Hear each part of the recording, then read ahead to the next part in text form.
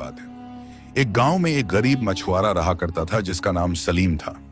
वो रोज दरिया से मछलियां पकड़कर लाता, बाजार में बेचता और उसी से अपने घर का गुजारा करता। उसका घर मिट्टी और लकड़ी से बना एक छोटा सा झोंपड़ा था जिसमें उसकी बीमार माँ और छोटी बहन आमिना रहा करती थी। सलीम मेहनती था मगर किस्मत उससे मेहरबान नहीं थी। फिर भी उसके दिल में शिकायत नहीं थी।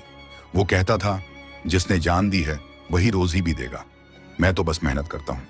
एक दिन सलीम रोज की तरह अपना जाल उठाकर दरिया की तरफ चला गया। उसने नाव दरिया में उतारी और जाल डालने ही वाला था कि उसकी नजर पानी में तैरती हुई एक भारी लकड़ी की संदूक पर पड़ी।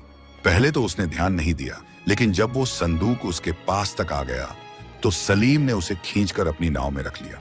संदूक भीगा हुआ था और काफी भारी भी। काफी सोच विचार के बाद सलीम ने जब उसका ढक्कन खोला तो उसके होश उड़ गए। संदूक के अंदर एक 9 साल की बच्ची बेसुध पड़ी थी। उसका चेहरा पीला पड़ गया था, बाल भीगे हुए थे और जिस्म ठंड से कांप रहा था। सांस चल रही थी लेकिन होश नहीं था। उसके कपड़े साफ और कीमती थे जिससे साफ पता चलता था कि वो किसी अमीर घर की बेटी थी। सलीम कुछ देर तक उसे देखता रहा, फिर जल्दी से उसे अपनी चादर में लपेटा और नाव को वापस किनारे की तरफ मोड़ दिया। अब उसका मकसद मछलियां पकड़ना नहीं था बल्कि उस मासूम जान को बचाना था। वो सोच में डूबा था, ये बच्ची कौन है, इसे यहाँ किसने छोड़ा और अब मैं क्या करूं? मगर इतना कि अब वो इसे अकेला नहीं छोड़ सकता था। जो भी हो, अब यह जिम्मेदारी उसी की थी। सलीम की नाव दरिया के किनारे लग चुकी थी।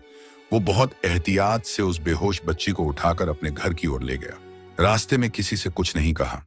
उसकी चाल तेज थी, चेहरा परेशान, मगर आंखों में एक अजीब सी जिम्मेदारी चमक रही थी। घर पहुंचते ही सलीम ने अपनी मां को आवाज दी, अम्मी जल्दी देखो, ये बच्ची दरिया में एक संदूक में मिली थी।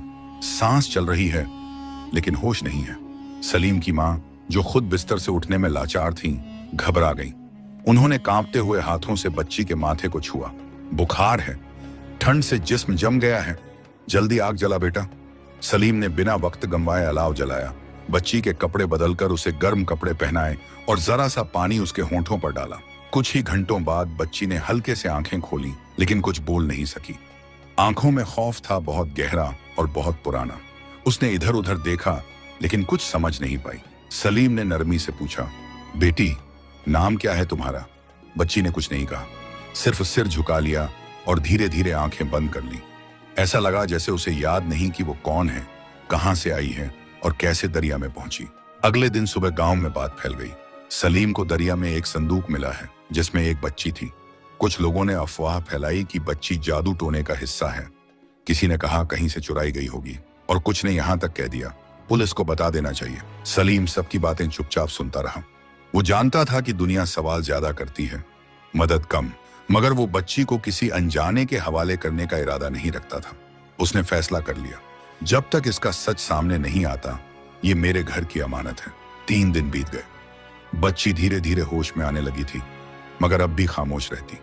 बहुत कम खाती, बहुत कम बोलती, बस एक कोने में बैठकर दरवाजे की तरफ देखा करती जैसे किसी को ढूंढ रही हो या किसी से छुप रही हो। वो रात को चौंक कर उठ जाती, चीखें मारती, कभी खुद को छुपाने की कोशिश करती